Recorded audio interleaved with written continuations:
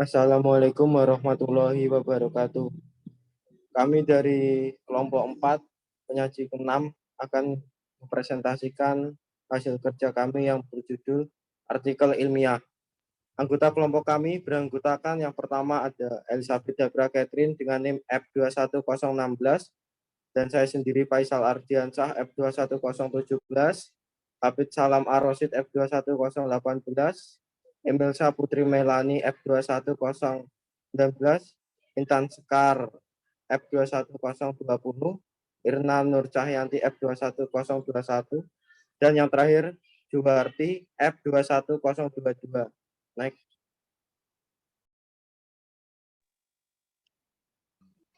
Pengertian artikel ilmiah. Artikel dalam Kamus Besar Bahasa Indonesia KBBI merupakan suatu karya tulis lengkap, misalnya laporan, berita, atau esai dalam majalah, surat kabar, dan sebagainya. Sedangkan ilmiah maksudnya adalah ilmu pengetahuan memenuhi syarat atau kaidah ilmu pengetahuan. Artikel ilmiah dapat disebut dengan suatu karya tulis lengkap sesuai dengan struktur yang memenuhi syarat ilmu pengetahuan dan dipublikasikan di jurnal. Pengertian artikel ilmiah menurut para ahli. Yang pertama, Komara tahun 2017.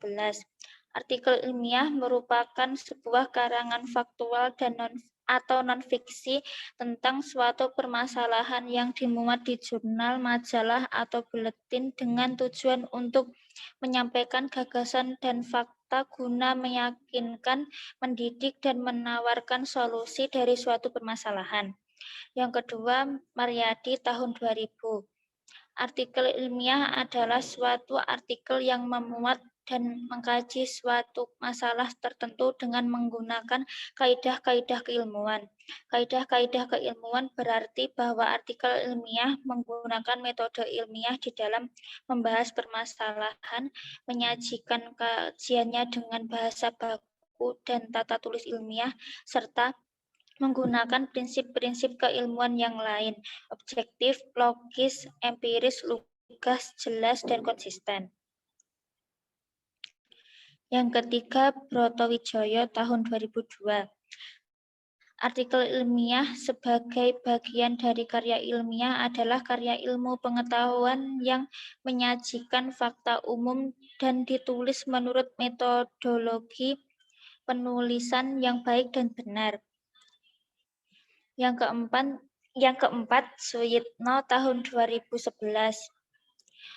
Artikel ilmiah adalah karya tulis yang dirancang untuk dimuat di jurnal atau buku. Kumpulan artikel ditulis dengan tata cara ilmiah disesuaikan dengan konvensi ilmiah yang berlaku. Berdasarkan pendapat-pendapat para ahli di atas, dapat diambil simpulan bahwa artikel ilmiah adalah suatu karya tulis ilmiah yang menyesuaikan struktur artikel ilmiah dan menggunakan metodologi ilmiah dalam penyusunannya. Artikel ilmiah biasanya dipublikasikan di jurnal-jurnal yang berskala nasional dan internasional.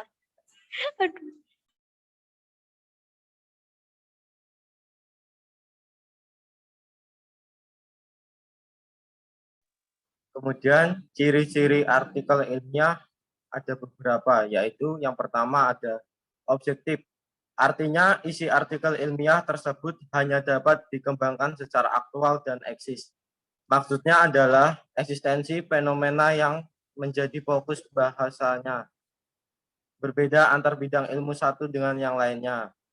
Yang kedua rasional, lalu ada kritis, karena berfungsi sebagai wahana menyampaikan titik timbal balik terhadap suatu permasalahan yang dijelaskan dalam artikel tersebut.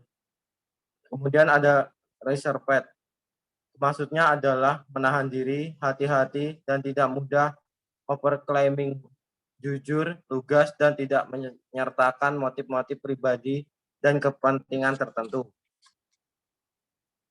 Artikel ilmiah memiliki gaya bahasa yang formal dan baku, sehingga fokus dalam ilmu dan tidak menggunakan gaya bahasa tertentu dalam penulisannya.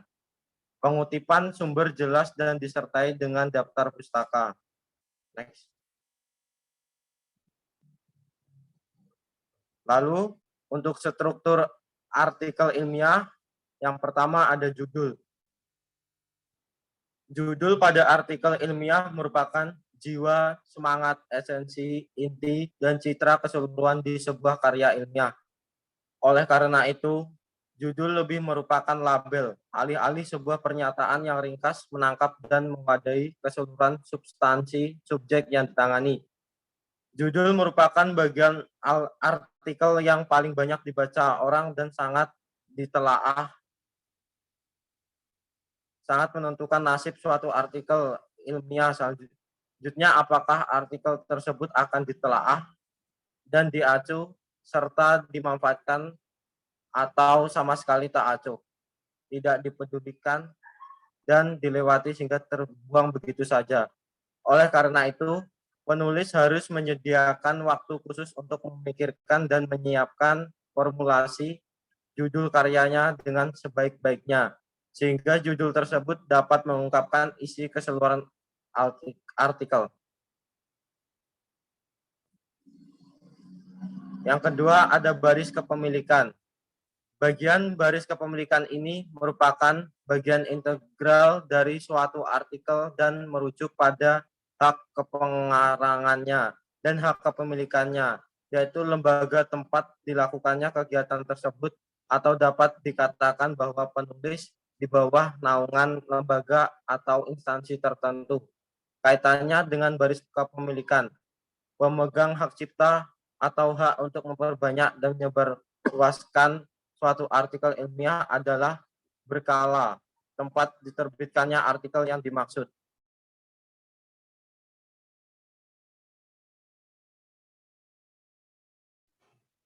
Tiga, abstrak.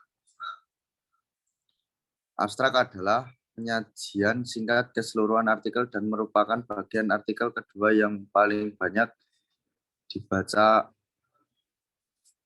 orang setelah judul. Dengan demikian, abstrak itu ikut menentukan nasib artikel selanjutnya. Apakah akan terus ditelaah secara keseluruhan atau tidak dipertimbangkan sama sekali. Panjang abstrak yang direkomendasikan oleh UNESCO adalah tidak lebih dari 200 kata. Beberapa ada kalanya menggunakan istilah ringkasan atau sumari namun sekarang disepakati bahwa ringkasan merupakan abstrak yang diperluas. Idealnya, abstrak menggunakan pokok masalah dan tujuan penelitian, menunjukkan pendekatan atau metode yang dipakai memecahkannya, dan menyuguhkan temuan penting serta simpulan yang didapatkan.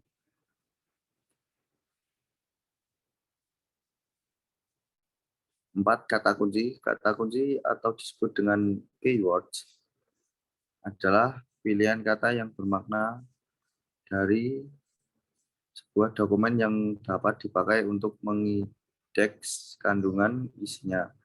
Kata kunci sengaja disajikan untuk membantu pembaca yang mencari artikel terkait dengan permasalahan yang dihadapinya. Untuk itu, orang hanya perlu memasukkan kata kunci pada mesin pencari di internet. Manfaat kata kunci sangatlah besar. Dalam tahun belakangan ini, deretan kata kunci terpampang dalam artikel-artikel ilmiah yang diterbitkan orang. Umumnya deretan kata atau kata kunci tersebut disajikan di bawah abstrak. Jumlah kata kunci biasanya terdiri atas 3-5 kata, dan kata-kata yang terdapat dalam kata kunci tidak boleh mengulang judul. 5. Pendahuluan. Bagian pendahuluan ini menguraikan apa saja yang dihubungkan dengan penelitian, sekaligus menyajikan bahan supaya menarik. Bagian pendahuluan boleh menonjolkan masalah yang dibahas secara tuntas dalam artikel yang telah dipublikasikan oleh orang lain. roh pendahuluan pada dasarnya adalah argumentasi penulis tentang masalah yang harus diselesaikan.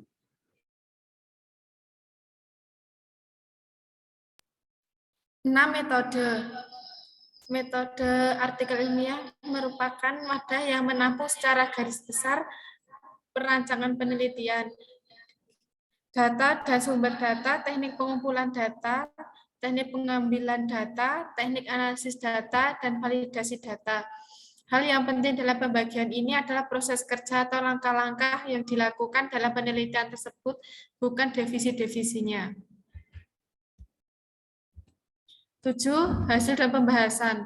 Bagian hasil dan pembahasan dalam artikel ilmiah disajikan secara singkat, padat, dan jelas, serta dapat dibantu dengan tabel, gambar, diagram, grafik, dan sebagainya yang diberi penjelasan. Bagian ini memuat hasil analisis data, bukan data mentah ataupun analisis seragamnya, sedangkan prosesnya tidak disajikan. Pembahasan bertujuan untuk menjawab masalah penelitian atau menunjukkan bagian tujuan yang sesuai dengan pembahasan penelitian. Bagian ini memuat penafsiran terhadap temuan-temuan penelitian, penginterogasian pertemuan kumpulan pengetahuan yang mapan, diskusi dalam penelitian lain, atau peneliti terdahulu yang relevan, dan penyusunan teori atau modifikasi teori yang ada. 8. Simpulan dan saran. Simpulan dan saran dalam artikel ilmiah merupakan bagian akhir atau penutup. Simpulan merupakan pernyataan singkat dan akurat dari hasil dan pembahasan, bukan hasil penelitian yang harus ditulis ulang, namun makna yang didapatkan dari hasil penelitian. Simpulan merupakan pembuktian singkat akan kebenaran hipotesis dan menjawab permasalahan-permasalahan penelitian yang telah ditentukan. Sedangkan saran adalah masukan-masukan yang berkaitan dengan penelitian untuk para peneliti selanjutnya.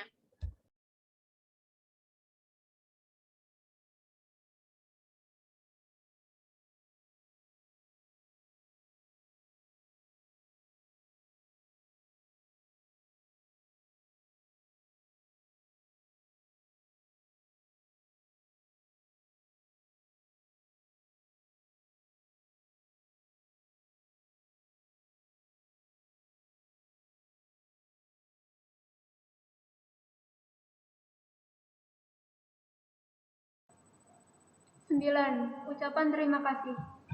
Ucapan terima kasih pada suatu artikel ilmiah bisa jadi hal yang penting bagi sebagai penulis. Ucapan terima kasih diberikan atau dituliskan penulis kepada pihak-pihak yang telah berkontribusi terhadap penelitian yang telah dilakukan tersebut. Ucapan-ucapan tersebut umumnya ditujukan pada pihak yang mendanai penelitian, dosen pembimbing, dan rekan-rekan peneliti lainnya. Next. 10. Daftar pustaka. Daftar rujukan atau daftar pustaka adalah daftar rujukan-rujukan atau referensi yang digunakan dalam artikel ilmiah tersebut. Bagian daftar pustaka harus lengkap dan sesuai dengan acuan yang sudah disebut dalam batang buku. Sistematika penulisan daftar pustaka dapat dilihat berdasarkan pedoman atau gaya selingkung dan tiap jurnal, karena tiap jurnal memiliki gaya selingkung masing-masing.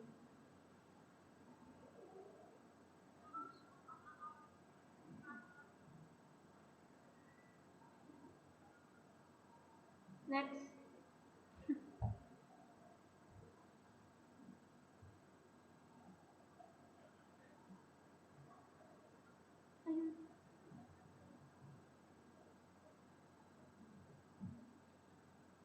Aspek kebahasaan artikel ilmiah.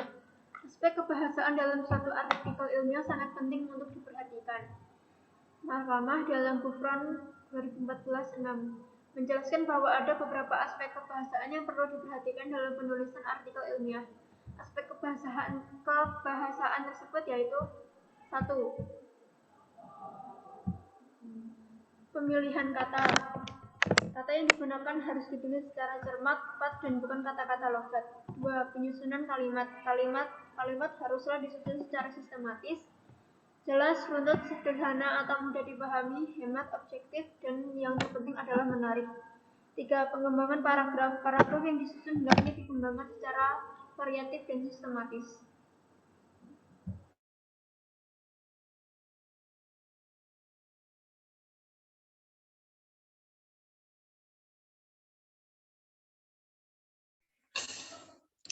Langkah-langkah dalam pembuatan artikel ilmiah. Farid 2017 2-5 menyebutkan ada beberapa langkah yang harus diperhatikan dalam penulisan.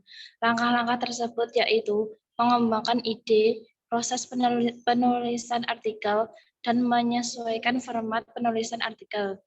Penjelasannya secara lebih luas seperti di bawah ini. 1.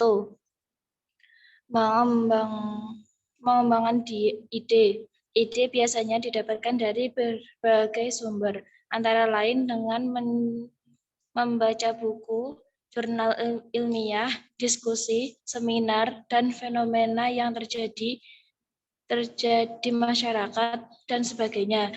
Diskusi dengan pembimbing atau ahli dalam suatu bidang ilmu tertentu akan memberi kesempatan penulis agar dapat pandangan tentang suatu gagasan atau ide. Next. 2. Proses penulisan artikel. Laptane dalam Farid 2017 2. Penjelasan bahwa dalam proses penulisan itu dibagi menjadi 5 tahap, yaitu brainstorming, drafting, revising, editing, dan publishing. Pertama yaitu brainstorming adalah suatu proses yang disebut dalam pencatatan ide-ide yang ditemukan ke media. Bisa berupa tulisan di kertas dan sebagainya. Kedua yaitu drafting adalah suatu proses yang dimulai dengan melengkapi kalimat-kalimat utuh, paragraf, dan subtopik yang dilakukan saat proses brainstorming. Selanjutnya adalah dengan membuat penghubung di antara kalimat dan subtopik. Next. 3 yaitu revising adalah proses setelah tulisan sudah selesai secara keseluruhan. Kemudian revising tulisan tersebut supaya menjadi tulisan yang baik. Keempat yaitu editing. Proses editing ini merupakan proses yang bisa dilakukan oleh beberapa orang atau sendiri yang memperhatikan tata bahasa dan format artikel atau gaya selingkung dari suatu jurnal yang akan dituju. Kelima yaitu publishing. Proses publishing ini merupakan proses akhir dari penulisan. Sebelum memasukkannya di jurnal, sebagai seorang penulis harus yang dengan tulisannya tersebut, apakah sudah layak dan matang untuk diterbitkan atau masih perlu diperbaiki lagi.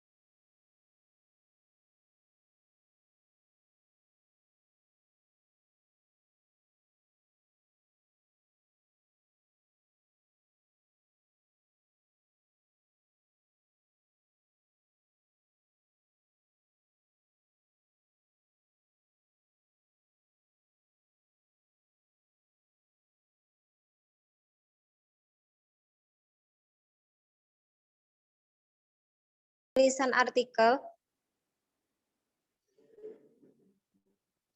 3. Penyesuaian format penulisan artikel. Format atau sistematika penulisan artikel harus diperhatikan supaya artikel kita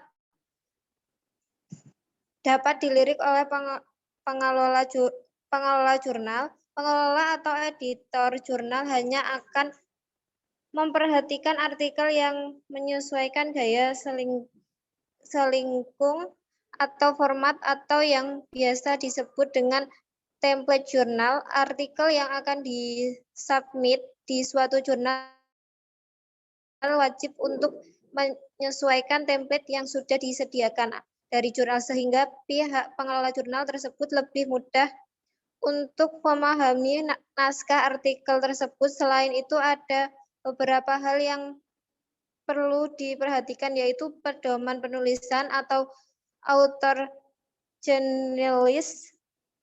Peraturan tersebut harus dipenuhi oleh penulis yang ingin memasukkan artikelnya ke jurnal yang dituju. Beberapa jurnal ada yang mengenakan biaya untuk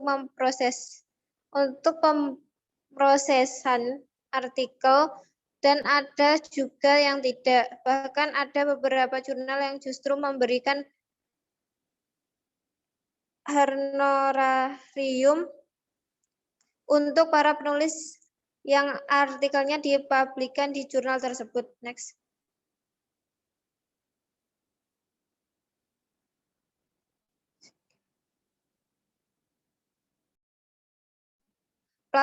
Publik artikel ilmiah secara umum ada 2 cara yang dapat dilakukan supaya artikel ilmiah dapat dipublikasikan, yaitu dengan cara mengikuti konferensi atau seminar dan memasukkan artikelnya pada jurnal nasional atau internasional. Setelah sudah jadi atau selesai, selanjutnya adalah tahap untuk publik. Penjelasan secara rinci mengenai publik menurut Farid 2017 5 bisa dipelajari di bawah ini. Next. 1. Konferensi atau seminar. Konferensi atau seminar nasional atau internasional adalah suatu pertemuan ilmiah para akademis yang bertujuan untuk membagikan hasil penelitian-penelitian yang pada akhirnya akan dipresentasikan. Konferensi yang diadakan suatu kampus atau instansi tertentu biasanya bisa bertaraf nasional bahkan internasional.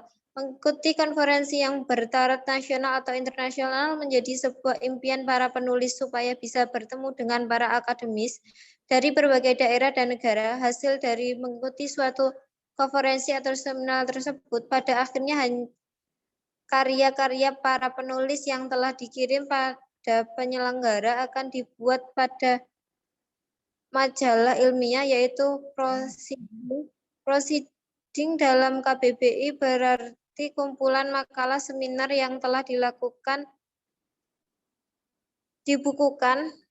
atau bunga rampai. Next.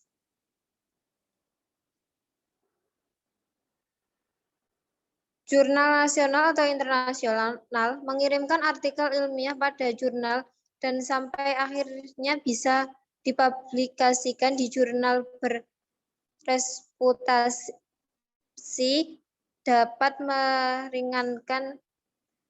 meningkatkan kuantitas penulis sebagai seorang akademis di Indonesia sendiri apabila para mahasiswa, dosen, peneliti dapat mempublikasikannya di jurnal yang terindeks pada Sinta atau Scopus adalah pencapaian yang luar biasa. Jurnal-jurnal Indonesia yang terakreditasi secara nasional apabila sudah terindeks dengan Sinta, sedangkan untuk jurnal nasional atau internasional yang dikatakan terakreditasi apabila sudah terindeks dengan Scopus, Web of Science atau WOS, Thomson Reuters, dan sebagainya. Next. Demikianlah presentasi dari kelompok kami. Apabila ada kata-kata yang tidak berkenan, kami mohon maaf yang sebesar-besarnya. Akhirul salam. Wassalamualaikum warahmatullahi wabarakatuh. Waalaikumsalam warahmatullahi wabarakatuh.